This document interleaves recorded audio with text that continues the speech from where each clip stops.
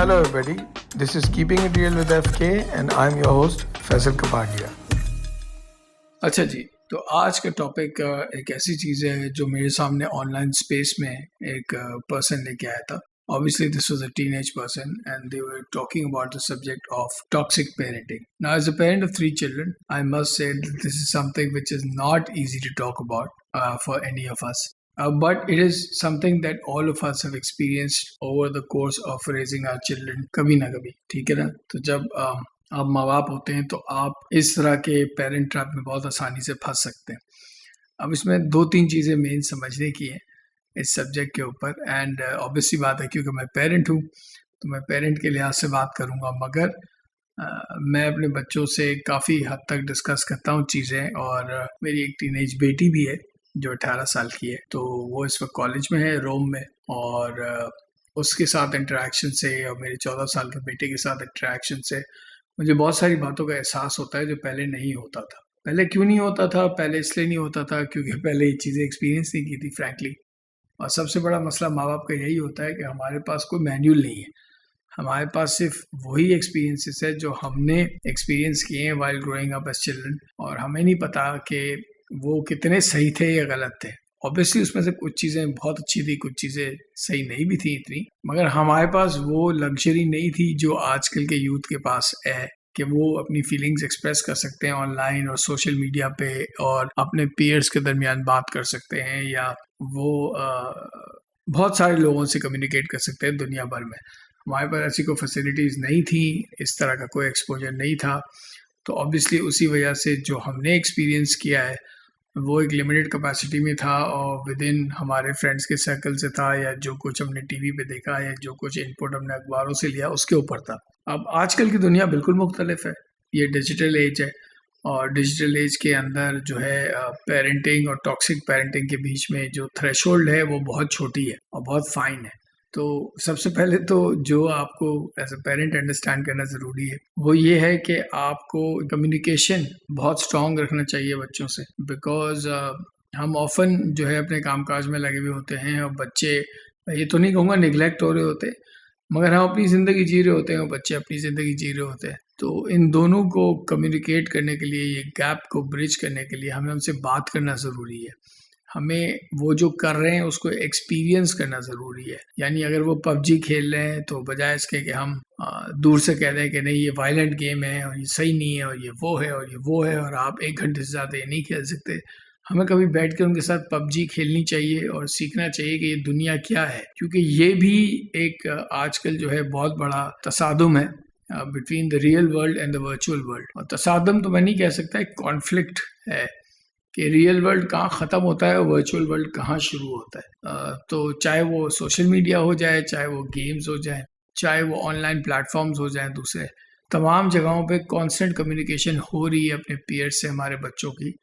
तो हमें उसका पार्ट बनना ज़रूरी है, हमें उस कम्युनिकेशन का हिस्सा बनना ज़रूरी है, और उसके लिए हमें लैंडस्केप समझना बहुत ज़रूरी है कि वो क्या कर रहे हैं और किस लिए कर रहे हैं, विदाउट एनी जजमेंट. ठीक है ना? अब ऑब्वियसली बात है, कोई गलत चीज़ कर रहे हैं, हमें उनको रोकना तो है उस चीज़ से, मगर हम जजमेंट नहीं एक्सरसाइज कर सकते इनिशियली. तो ये चीज़ बहुत ज़रूरी है, नंबर 1. नंबर 2, आई थिंक बहुत ज़रूरी है कि हम अंडरस्टैंड करें कि आजकल की दुनिया जो है और आजकल जो बच्चे हैं उनको सेविंग से ज़्यादा एक्सपीरियंसेस का शौक़ है. ये बात बड़ों में भी आती जा रही है. जिस तरह आप देखेंगे कोविड के बाद ट्रैवल किस तरह महंगा हो चुका है और ट्रैवल कितना मुश्किल हो चुका है, मगर फिर भी लोग ट्रैवल कर ही रहे हैं, क्योंकि उन्होंने देख लिया है कोविड में कि कल का कुछ पता नहीं भाई, कल क्या हो हमें नहीं पता. ठीक है, दुनिया रहे दुनिया ना रहे, हम सब वापस से बंद हो जाएं घर के अंदर, अपने बाहर नहीं निकल सकें, काम बंद हो जाएं. तो जो लम्हा मिलता है ज़िंदगी एंजॉय करने का, और जो लम्हा मिलता है एक्सपीरियंस गेन करने का, या किसी एक्सपीरियंस को जो है फुलफ़िल करने का, वो आजकल के लोग लेना चाहते हैं. और उसके लिए वो बहुत सारी वो चीज़ें करने को तैयार हैं जो हम शायद नहीं होते थे तैयार. और अब दुनिया में इस किस्म की फैसिलिटीज़ भी खुल गई हैं कि आप फ्री में भी ट्रैवल कर सकते हैं अगर आप किसी जगह पे वर्क करने के लिए, वॉलंटियर करने के लिए उस होस्ट कंट्री में तैयार हो. तो ऐसी भी कंपनीज अवेलेबल हैं जो आपको टिकट और लॉजिंग प्रोवाइड कर देंगी और बाकी कुछ नहीं देंगी खाने पीने के अलावा, और आपको वहाँ पे काम करके अपना खर्चा जो है जो उन्होंने आपके ऊपर किया है वो निकालना होगा। तो अब दुनिया में ट्रैवलिंग के लिए भी और एक्सपीरियंसेस गेन करने के लिए भी वो जो बेसिक चीज़ें थी कि एयरलाइन टिकट कहाँ से ख़रीदना है वो भी ख़त्म हो चुका है। होटल रूम्स भी ख़त्म हो चुके हैं। अब पहले एयरबीएनबी आया था तो सब बहुत परेशान होते थे, अब काउच सर्फर भी आ गया है। काउच सर्फर में आप किसी के घर के अंदर एक सोफ़ा भी रेंट कर सकते हैं $10 में, $15 में नाइट के लिए। तो ये चीज़ें बहुत अब आसान हो गई हैं। इसीलिए लोग जो है जो हमारे रिस्ट्रिक्शंस थे या हमारे जो ज़माने में रिस्ट्रिक्शंस हुआ करते थे उससे वो फ्री हो चुके हैं। वो ट्रैवल करना चाहते हैं, वो एक्सपीरियंस करना चाहते हैं। एंड एज पेरेंट्स हमको ये बहुत ज़रूरी है, ये जो नीड है, इंसिस्टेंट नीड एक्सपीरियंसेस करने की, उसमें हमें उनके साथ हिस्सा बनना चाहिए। और अगर हम नहीं बन सकते तो सब चेक्स एंड बैलेंसेस के साथ हमको उनको ये एक्सपीरियंसेस करना अलाउ करना चाहिए। बिकॉज देखें, अगर वो अपने दिल में यही लेके बैठे रहेंगे कि मैं ये नहीं कर सकता और मैं वो नहीं कर सकता, और याद रखें कि मैं ये नहीं कह रहा कि आपको उन पर बहुत ज़्यादा पैसे खर्च करने की ज़रूरत है, क्योंकि वो तो अब it's gone out of the window that equation, जिस तरह मैंने आपको बताया। तो आपको बहुत ज़्यादा पैसे नहीं लगते ट्रैवल करने में। और इनलैंड भी बहुत ट्रैवल आम हो चुका है पाकिस्तान में। लोग हुंजा जा रहे हैं, लोग गलियात जा रहे हैं, लोग अलग अलग एरियाज़ पे जा रहे हैं, लोग कुमरात जा रहे हैं, लोग जंगलों में कैंपिंग कर रहे हैं। जगह जगह ग्लैम्प्स खुल गए हैं। ग्लैम्प्स बेसिकली कैंप्स होते हैं जो थोड़े से ज़्यादा मॉडर्नाइज होते हैं। तो वो सारी चीज़ें अब खुल चुकी है लोगों के लिए, और वो जो भी अफोर्ड कर सकते हैं, जिस लेवल पे भी अफोर्ड कर सकते हैं, अब उनके लिए कोई मुश्किल नहीं रहा एक्सपीरियंसेस गेन करना या इंजॉय करना एक्सपीरियंसेस को। तो हमें उसका भी हिस्सा बनना ज़रूरी है। हमें ये नई मेथडोलॉजी और नई फ़िलॉसफी समझना बहुत ज़रूरी है एज़ पेरेंट्स। और आप नोट करें कि मैं बार बार कह रहा हूँ कि हमें समझना बहुत ज़रूरी है, क्योंकि जो डिटैचमेंट होती है ना, यही एंड में रिलेशनशिप को मार देती है आपके बच्चे के साथ। आपको समझ ही नहीं आ रही है आपका बच्चा क्या चाह रहा है, और आपके बच्चे को भी समझ में नहीं आ रही कि भाई ये मुझे क्यों रोक रहे हैं, जब मैं कोई इतने पैसे नहीं खर्च कर रहा, जब मैं कोई जो है इनसे उधार नहीं मांग रहा, तो ये मुझे क्यों रोक रहे हैं भाई। अगर मैं पैसे जमा करके या अपनी जॉब से या जो भी मैं कर रहा हूँ छोटा मोटा काम काज, जो लोग आजकल टीनेज ईयर्स में ही शुरू कर देते हैं फ्रीलांस काम करना, उससे अगर मैंने पैसे जमा किए हैं और मैं कुछ करना चाहता हूँ तो ये मुझे क्यों रोक रहे। अच्छा, हम हमेशा रोकने पे ज़ाहिर है सिक्योरिटी की बात करते हैं और प्राइवेसी की बात करते हैं, ये सारी बातें करते हैं जो कि इम्पोर्टेंट हैं। मैं ये नहीं कह रहा कि वो नहीं इम्पोर्टेंट है, मगर वो उस हद तक ही इम्पोर्टेंट है जहाँ तक आपका बच्चे को वो बात समझ में आए। उससे आगे फिर आपको फैसला करना पड़ेगा कि आप उसको क्या रोक दोगे या आप उसको जाने दोगे। और ये भी याद रखिएगा कि अगर आप उसको रोकेंगे तब भी वो किसी ना किसी तरीके से तो निकल ही जाएगा। अभी नहीं तो 1 साल बाद, 2 साल बाद ज़रा और फाइनेंशियल इंडिपेंडेंस उसके पास आएगी, वो फिर भी वहाँ जाएगा। तो क्या अगर आप टेक केयर कर सकते हैं कुछ चेक एंड बैलेंसेस का और उस जगह को समझ सकते हैं, शायद उनके साथ जा सकते हैं, या अगर साथ नहीं जा सकते, वो अपने दोस्तों के साथ जाना चाहते हैं, तो आप मालूम कर सकते हो किसके साथ जा रहे हैं। आप उनके नंबर्स ले सकते हैं, आप उससे फ्रीक्वेंटली अब तो व्हाट्सएप पे इन टच रह सकते हैं। अब तो आपको जो है हर जगह सिग्नल की भी ज़रूरत नहीं है। नए फ़ोन्स जो आए हैं वो तो सैटेलाइट से SOS भेज देते हैं, SOS ऐप के थ्रू। बहुत सारी चीज़ें अब अवेलेबल हो गई हैं। तो हमें जो है ये बात अंडरस्टैंड करना ज़रूरी है कि ये जो थ्रेशोल्ड है इसको हम कैसे अबूर करेंगे और कैसे उनकी ये जो ख्वाहिश है उसका पार्ट बनेंगे।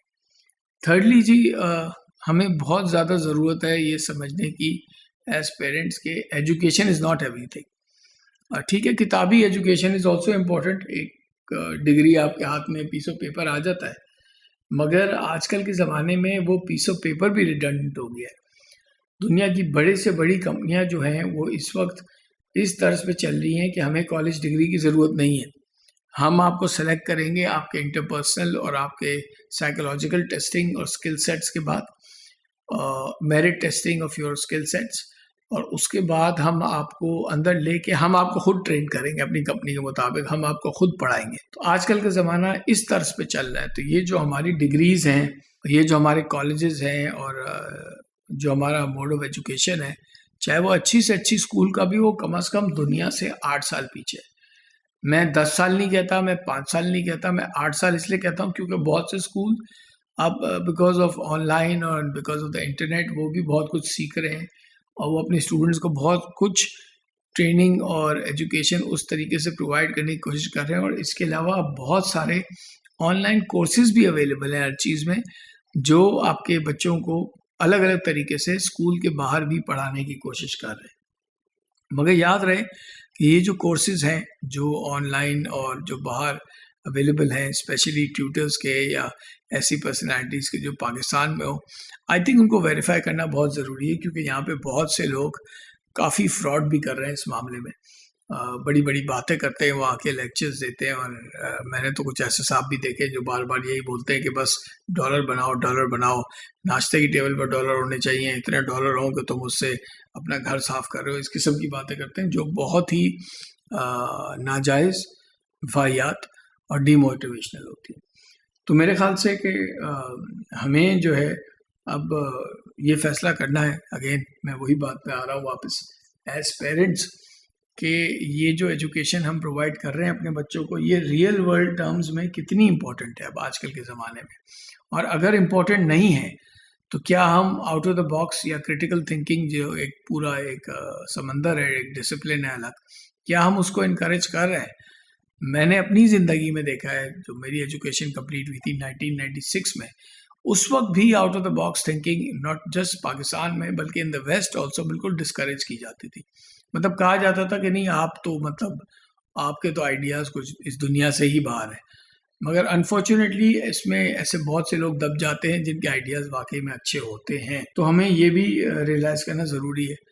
और आई थिंक ये 3 चीज़ें जो है वो बहुत इम्पोर्टेंट है, बिकॉज ये 3 चीज़ें आपको बड़ी आसानी से वो थ्रेशोल्ड क्रॉस करा देती हैं जिसमें बच्चे कहते हैं कि भाई ये तो टॉक्सिक पेरेंटिंग है, और अब वो उसके खिलाफ आवाज़ उठा रहे हैं। और अगर हमने उनकी आवाज़ नहीं सुनी तो हम ना सिर्फ टॉक्सिक पेरेंट कहलाएंगे, बट हम उनके साथ जो हमारा रिलेशनशिप है, जो हर माँ बाप का अपने बच्चों के साथ बड़ा प्यार भरा रिलेशनशिप होता है, वो हम तबाह कर देंगे।